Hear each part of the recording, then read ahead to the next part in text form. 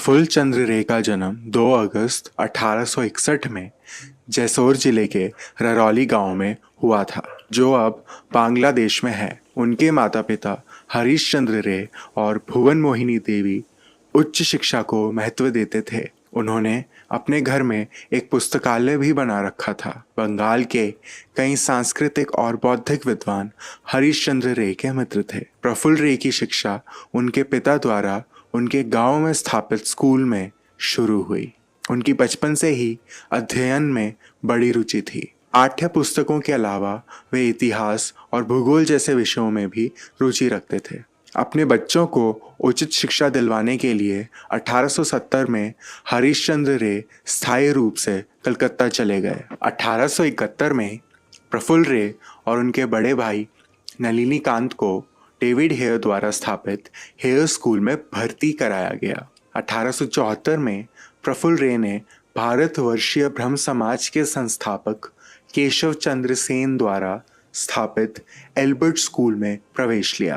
1879 में उन्होंने Albert school से परीक्षा उत्तीर्ण की और फिर पंडित ईश्वर चंद्र विद्यासागर द्वारा स्थापित मेट्रोपॉलिटन कॉलेज, जिसे अब विद्यासागर कॉलेज कहा जाता है, में प्रवेश लिया। प्रफुल्ल रे को विज्ञान की पढ़ाई के लिए प्रेसिडेंसी कॉलेज जाना पड़ता था, जहां रसायन विज्ञान के शिक्षक अलेक्जेंडर पैडलर के लेक्चर सुनकर रे के मन में रसायन शास्त्र के प्रति जिज्ञासा और उत्साह पैदा हुआ। हरीश चंद्र रे कम से कम अपने एक बेटे को उच्च शिक्षा के लिए इंग्लैंड भेजने की महत्वाकांक्षा रखते थे, लेकिन उनकी आर्थिक स्थिति बिगड़ी हुई थी। उनके सपने साकार होने की कोई गुंजाइश नहीं थी।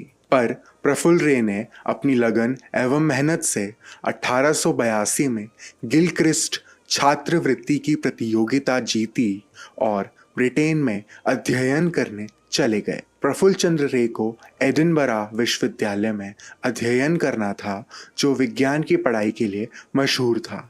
उन्हें वहां अलेक्जेंडर क्रम ब्राउन ने पढ़ाया, जो रसायन विज्ञान विभाग के प्रमुख थे और उस समय के सबसे बड़े रसायनज्ञों में से एक थे। 1885 में प्रफुल्ल रे ने अपनी बीएससी प्राप्त की और 2 साल बाद अकार्बनिक रसायन विज्ञान में टीएससी। उन्हें 1887 में यूनिवर्सिटी केमिकल सोसाइटी का उपाध्यक्ष भी चुना गया था। प्रफुल्ल रे को होप पुरस्कार से भी सम्मानित किया गया था, जिसकी मदद से अपनी डॉक्टरेट की पढ़ाई पूरी करने के बाद 1 वर्ष की अवधि के लिए उन्होंने अपने शोध किए। उनकी थीसिस का शीर्षक था conjugated sulphates of the copper magnesium group, a study of isomorphous mixture and molecular combination। Britain से वापस आकर प्रारंभ में प्रफुल्ल रे ने अपने मित्र जगदीश चंद्र बोस के साथ उनकी प्रयोगशाला में 1 वर्ष काम किया। उनकी मुलाकात जगदीश चंद्र बोस से लंदन में हुई थी। अगस्त 1888 से जून 1889 के बीच लगभग 1 साल तक प्रफुल्ल रे को नौकरी नहीं मिली थी। यह समय उन्होंने कलकत्ता में जगदीश चंद्र के घर पर बिताया था। 1889 में प्रेसिडेंसी कॉलेज में उन्हें रसायन विज्ञान का सहायक प्रोफेसर नियुक्त किया गया। प्रेसिडेंसी कॉलेज में पढ़ाते समय प्रफुल्ल चंद्र रे ने सोचा कि बंगाल के प्राकृतिक उत्पादों का उपयोग वहाँ के गरीब लोगों को खिलाने के लिए कैसे किया जा सकता है। उन्होंने विज्ञान की सहायता से आवश्यक वस्तुओं के औद्योगिक उत्पादन की आवश्यकता को महसूस किया। प्रफुल्ल रे इस आदर्श के विश्वासी थे कि उद्योग विज्ञान से पहले आता है। भारत के ज्ञान भंडार के माध्यम से वे एक उद्योग की स्थापना करना चाहते थे। उन्होंने 1892 में 700 रुपये के निवेश के साथ Bengal Chemical and Pharmaceutical Works की स्थापना की। यह औपनिवेशिक भारत की आत्मनिर्भरता की दिशा में पहला कदम था। जब Bengal Chemical and Pharmaceutical Works शुरू हुआ, तब रे अपने कई बुनियादी उत्पादों के साथ प्रयोग कर रहे थे। उनकी पहली प्राथमिकता रासायनिक उत्पादन की थी। नींबू के रस से साइट्रिक एसिड बनाने का उनका पहला प्रयास विफल हुआ। क्योंकि यह आर्थिक रूप से व्यवहार्य नहीं था। रासायनिक उद्योगों को काफी पूंजी और बुनियादी ढांचे की आवश्यकता होती है। प्रफुल्ल रे ने जल्द ही महसूस किया कि फार्मास्यूटिकल उत्पादनों का बाजार अधिक तैयार है। उन्होंने ब्रिटेन से आयात की जाने वाली दवाओं की मात्रा के बारे में पता लगाने के लिए कलकत्ता की दवा की दुकानों की जांच की। फार्मास्यूटिकल एक अत्यधिक प्रतिस्पर्धी और व्यावसायीकरण का क्षेत्र था। उन्होंने इंग्लैंड में देखा था कि फार्मास्यूटिकल सामग्रियों को गुप्त रखा जाता है, इसलिए उन्होंने मूल बातें जानने के लिए pharmaceutical journal, chemist and druggist, James coolie की अ साइक्लोपीडिया ऑफ प्रैक्टिकल रिसिप्ट्स जैसी पत्रिकाओं को पढ़ना शुरू किया। उन्होंने सोडा के सल्फ्यूरिक एसिड और फॉस्फेट जैसी कुछ बुनियादी अवयवों को स्थानीय रूप से प्राप्त करने और उत्पादन करने की समस्याओं को हल किया। उन्होंने पाया कि अधिकांश ब्रिटिश फार्मास्यूटिकल दवाओं का उत्पादन बिना किसी कठिनाई के किया जा सकता है। उन्होंने इन दवाओं को स्थानीय दुकानदारों से खरीदे गए पुराने जारों में बोतलबंद किया।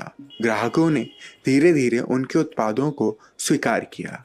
इस काम में उनके सहायकों में से एक डॉक्टर अमूल्य चरण बोस ने कलकत्ता के डॉक्टरों के बीच जोरदार प्रचार किया। जल्द ही डॉक्टर नीलरतन सरकार और डॉक्टर सुरेश प्रसाद सर्वाधिकारी जैसे चिकित्सकों ने बंगाल केमिकल की दवाएं इस्तेमाल करनी शुरू कर दी। प्रफुल्ल रे ने अपनी छोटी सी प्रयोगशाला और कारखाने से ब्रिटिश साम्राज्य की ताकत और पश्चिम के पूंजीवाद को चुनौती दे दी थी। सन 1900 तक बंगाल केमिकल को एक लिमिटेड लायबिलिटी कंपनी में बदल दिया गया। बड़े पैमाने पर कंपनी के कार्यों का विस्तार करने के लिए कलकत्ता के उपनगरीय इलाके में जमीन का एक भूखंड खरीदा गया। प्रथम विश्व युद्ध के दौरान सैन्य आवश्यकताओं की आपूर्ति के लिए उत्तर 24 परगना में पानीहाटी नाम की जगह पर एक सल्फ्यूरिक एसिड प्लांट स्थापित किया गया, जो शायद भारत में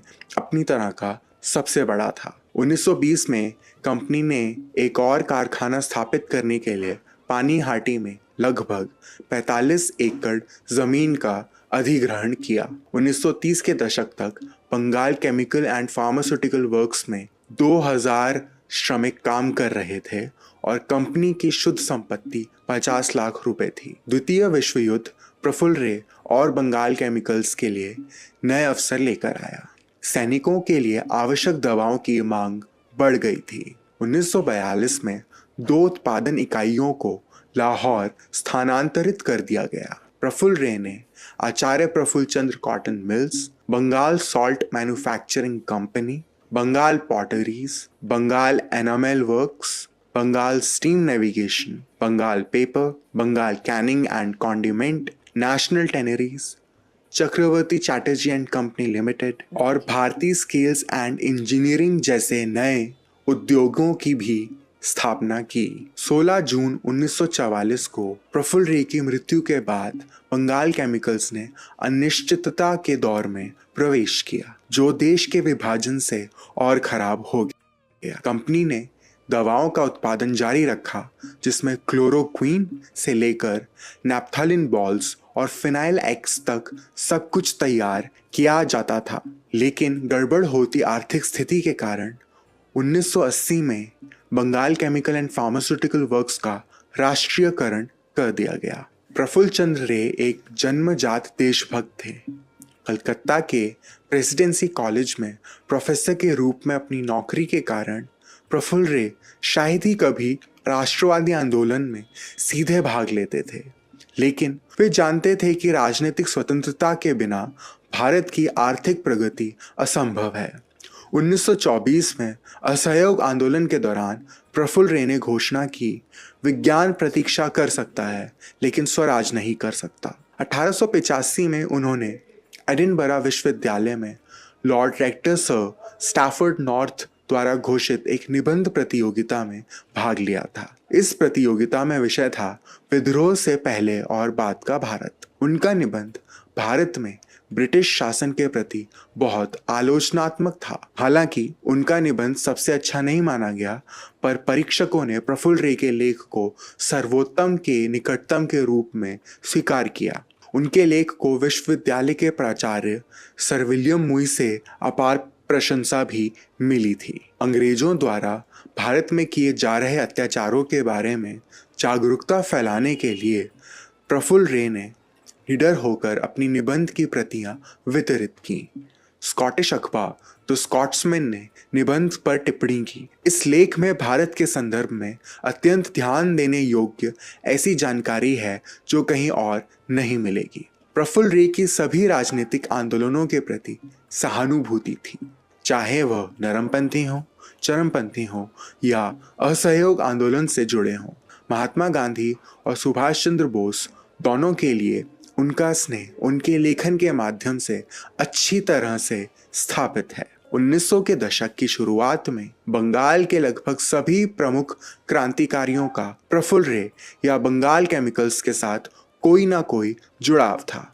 इसलिए अंग्रेज सरकार ने उनको एक वैज्ञानिक की आड़ में क्रांतिकारी के रूप में दर्ज किया। क्रांतिकारी जुकंदर पार्टी के अरुण चंद्र गुहा अपनी पुस्तक क्रांति की पहली चिंगारी में नोट करते हैं, युवा वैज्ञानिकों का पहला जत्था प्रफुल्ल रे के आसपास एकत्र हुआ था। उनमें लगभग सभी क्रांतिकारियों की रैंक से थे। मेघनाथ साहा आयनीकरण समीकरण के लिए जाने जाने वाले एक खगोल भौतिकविद, सत्येंद्रनाथ बोस आइंस्टाइन कंडेंसेंट के लिए जाने जाने वाले एक और साइंटिस्ट, और अन्य सभी प्रत्यक्ष या परोक्ष रूप से क्रांतिकारी संगठन से जुड़े थे। शोध संबंधी जर्नलों में प्रफुल्ल रे के लगभग 200 पर्चे प्रकाशित हुए। उनका पहला प्रकाशन On the Chemical Examination of Indian Food Stuffs 1894 में Journal of Asiatic Society of Bengal में आया था। उसी साल उन्होंने भारतीय भूवैज्ञानिक सर्वेक्षण के एक अधिकारी श्री थॉमस हॉलैंड से खनिज नमूनों की एक बड़ी आपूर्ति एकत्र की।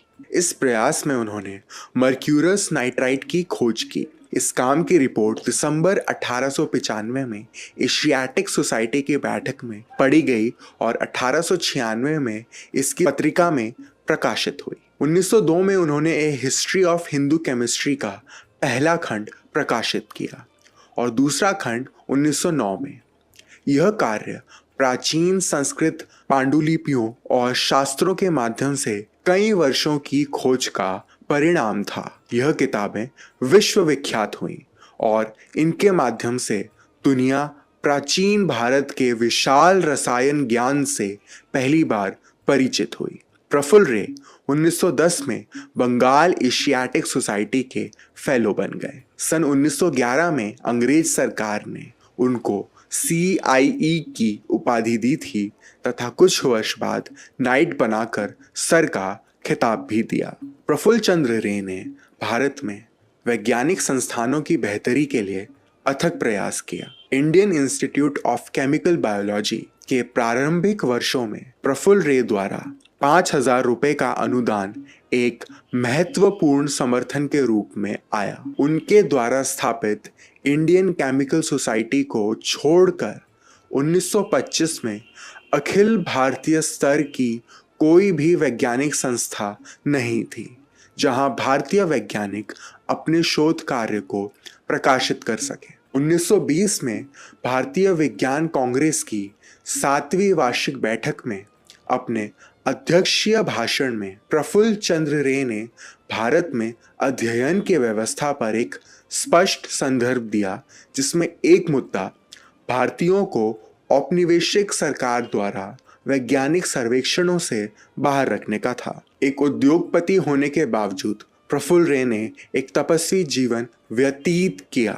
विभिन्न उद्योगों के मालिक के रूप में भी उन्होंने कभी कोई वेतन नहीं लिया। वे सादे जीवन का प्रतीक बन गए थे। वे यूनिवर्सिटी कॉलेज ऑफ साइंस के एक कमरे में रहते थे। इस कमरे के फर्नीचर में बस एक लोहे की चारपाई, एक छोटी मेज, एक छोटी कुर्सी और किताबों से भरी एक अलमारी थी। महात्मा गांधी ने उनके बारे में कहा था, यह विश्वास करना मुश्किल है कि साधारण भारतीय पोशाक में अत्यंत शिष्टाचार वाला व्यक्ति महान वैज्ञानिक और प्रोफेसर हो सकता है। अपनी आत्मकथा में प्रफुल्ल रे के बारे में महात्मा गांधी ने गोखले के साथ एक महीना अध्याय में लिखा है, गोखले मुझे उन सभी महत्वपूर्ण लोगों से मिलवाते थे जो उनसे मिलते थे। इनमें से जो मेरी याद में सबसे आगे हैं वे हैं डॉक्टर अफसर टीसी रे। डॉक्टर रे का परिचय गोखले ने कुछ इस तरह दिया, यह प्रोफेसर रे हैं जिनका मासिक वेतन 800 रुपये है। सिर्फ 40 रुपये अपने लिए रखकर शेष राशि को सार्वजनिक उद्देश्यों के लिए समर्पित कर देते हैं। इन्होंने विवाह नहीं किया है और न ही करना चाहते हैं। प्रफुल्ल चंद्र रे ने एक वैज्ञानिक और एक औद्योगिक उद्यमी दोनों के गुणों को जोड़ा था। अधिकांश इतिहासकार उन्हें भारतीय फार्मास्यूटिकल उद्योग के पिता के रूप में स्वीकार करते हैं। उनके काम ने युवा पीढ़ियों को विश्वविद्यालयों, राष्ट्रीय प्रयोगशालाओं, कॉलेजों और फार्मास्यूटिकल हाउस में उपयोगी शोध करने के लिए प्रोत्साहित किया। प्रफुल्ल रे की आत्मकथा life and experiences of A Bengali chemist 1932 और 1935 में 2 खंडों में प्रकाशित हुई, जिसमें एक वैज्ञानिक के रूप में उन्होंने अपनी प्रेरणाओं और भारत में उनके जीवन काल में व्यापक परिवर्तनों के बारे में लिखा है।